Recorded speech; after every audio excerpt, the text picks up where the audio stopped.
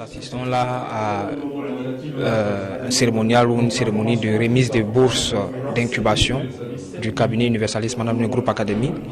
Dans un premier temps, n'est-ce pas, aux responsables au niveau de la Mauritanie du FPU, n'est-ce pas, et puis, n'est-ce pas, aussi au directeur de Cap Insertion Ouest. Et donc, M. Gadji, qui justement travaille au niveau du cabinet universaliste, est en train justement d'expliquer la nécessité de ces bourses-là aux responsables, n'est-ce pas, de l'ambassadeur de la paix, ainsi qu'aux responsables de Cap Insertion Ouest.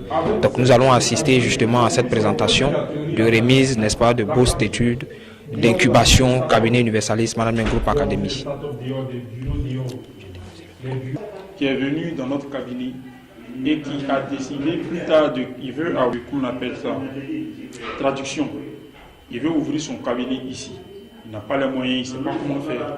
Donc la personne, quand elle est venue ici, l'idée étant bonne, nous on lui a donné un bureau, on s'occupe de ses papiers, c'est-à-dire au cours de sa formation, les papiers de son entreprise, le financement des marchés de l'entreprise, tout ça, c'est nous qui faisons ça. Donc, il fait la théorie. Juste après la théorie, on le laisse aller faire, on lui laisse le temps d'aller faire la pratique. Dans la pratique, on lui trouve des marchés et on l'aide dans le fonctionnement de son entreprise, dans la mise en place de son entreprise. On l'aide à choisir ses premiers salariés. Si vous voulez, c'est l'entreprise à l'école. Jusqu'à ce que cette entreprise a réussi à voler de ses propres ailes. Parce que si l'entreprise a eu un marché, 2 marchés, 3 marchés, déjà l'entreprise peut se faire constituer d'elle-même. Donc c'est en fonction en fonction du diplôme obtenu? Non, pas en fonction du diplôme obtenu.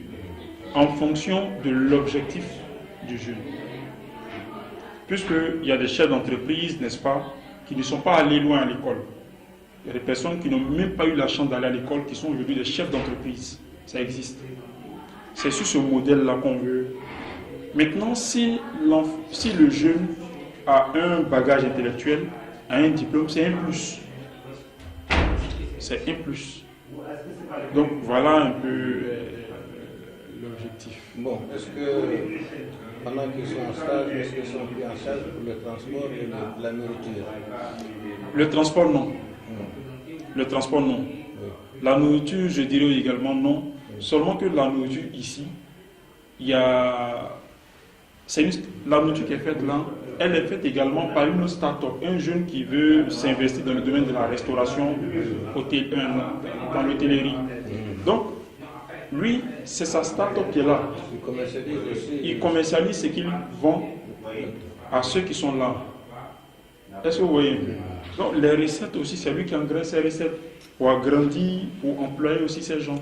Parce que c'est lui qui va les payer. Donc, les recettes qu'il aura à faire, comment gérer un restaurant dans un hôtel, comment gérer un hôtel, ces cours-là aussi lui sont donnés ici. Donc, ses amis qui viennent aussi apprendre ici vont payer ses repas chez lui. Donc, voilà un peu comment. Aujourd'hui même, ces repas, on va en consommer. Nous payons chaque jour ces repas ici. Donc, voilà comment ça se passe. Donc, chaque start-up rend actif sa start-up. Si j'ai bien compris, les jeunes indépendants qui n'ont pas de soutien ne sont pas en mesure de faire cette formation. Parce qu'il faut d'abord qu'ils soient soutenus par leurs parents proches ou par des gens qui acceptent de les prendre en charge. Donc cela demande des candidats et leurs parents pour venir confirmer ce que nous avons dit.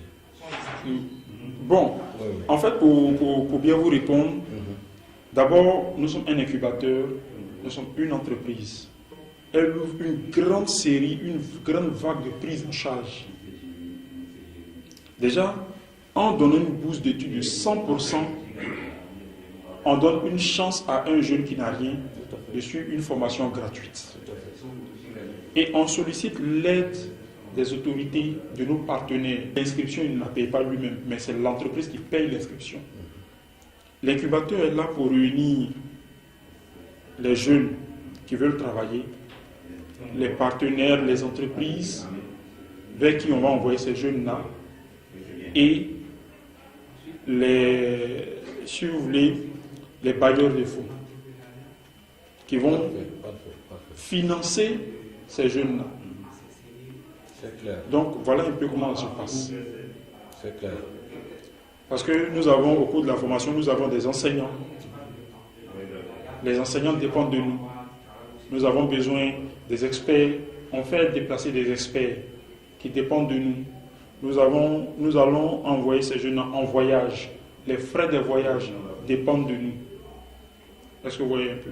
Donc, ce sont de ces appuis-là. C'est sur ça que nous nous fondons pour, n'est-ce pas, incuber tous ces jeunes. Tout à fait. Donc voilà comment ça se passe. Tout à fait. Une question. Pour le pourcentage, qu'est-ce que cela signifie ici? Par exemple, je vois 50%.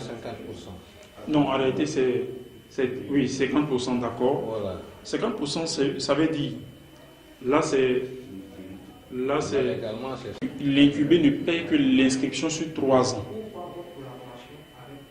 Et l'inscription, c'est de 120 000 pour les 3 ans. ça, c'est les 100%. Oui. Et les 50%? Non, ça c'est 70%. Non, les 50%. Ça, d'abord, c'est un acte extrêmement important pour la Mauritanie. C'est cela. Et lutte contre la pauvreté, le chômage et même l'immigration clandestine. C'est cela. Même si on n'en parle pas, ça fait partie quand même des éléments qui peuvent maintenir les jeunes. Tout à fait. Parce que le jeune, quand il est distrait, il est tenté à tous les vents qui souffrent. Donc c'est une bonne chose. Moi, je prends l'engagement de soutenir cette initiative. D'accord, merci. Et en tant que président du réseau des ambassadeurs de la paix, mon rôle majeur est de contribuer en tout cas à faire régner la paix. La paix et la sécurité peut être obtenue avec des activités productives qui produisent, qui assurent la vie de quelqu'un. Et qui l'occupent également pour l'empêcher d'avoir d'autres pensées nuisibles. Donc, on reste en contact. Faites-moi le papier. Mardi, je vais voir, Inch'Allah. D'accord. Pour dire tout ce que j'ai pris, on reste ensemble. D'accord. Je mets 3 bouts de 100%.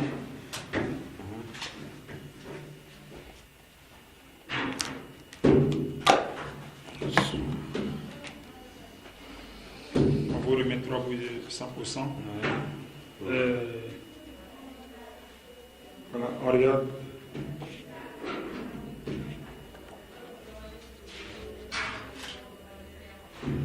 On vous remet ces 3 bouches là. Vous les donnez à qui vous voulez. Qui vous voulez. Pour une formation gratuite. Voilà. C'est seulement l'inscription. C'est fini. Ceux qui seront formés ici, ils auront à faire des voyages dans un pays anglophone pour maîtriser l'anglais, dans un pays français pour maîtriser bien le français et devenir chef d'entreprise, avoir eux-mêmes leur propre entreprise. Donc en acceptant ces bourses-là, monsieur le coordinateur, vous donnez la chance à des jeunes d'avoir demain leur propre entreprise. Donc nous offrons là 3 bourses de 100%. Ce n'est pas fini. 10%, ce qui va rester, peut-être même que l'enfant ne va pas payer ça, avec l'aide des partenaires bien sûr.